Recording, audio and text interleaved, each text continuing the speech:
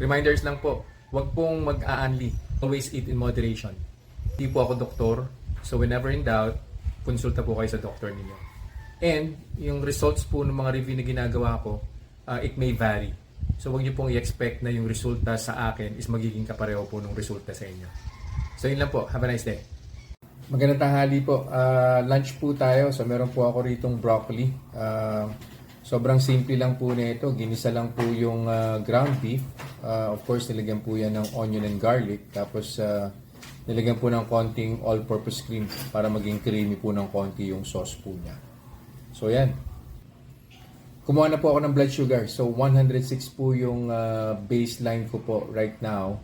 Kainin ko po itong broccoli. Tapos after 2 hours, babalik po ako to see kung may blood sugar spike po ba to. Well, I'm kind of expecting na wala.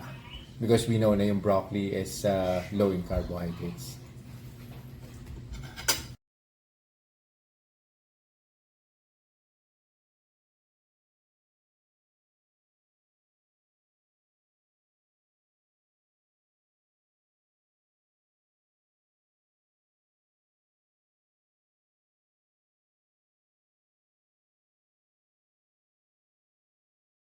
Conclusion na po tayo dun po sa kinain kong lunch today, no? So yung beef broccoli.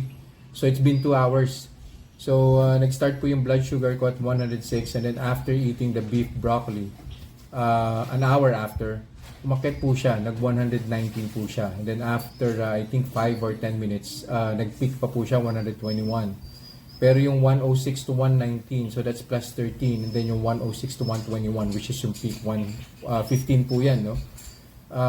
Plus 13 and plus 15, I think that's tolerable. Considering na full meal po yung kinain ko po, medyo marami-rami po yung kinain ko. Tapos on the second hour, eventually bumaba rin naman po siya. 106. So inabot din po niya yung baseline blood sugar. So yun po yung beauty ng meals, no, without rice. Kitang-kita niyo naman po kung ano po yung difference. Yun lang po for this review. I'll see you guys in the next vlog. Bye-bye.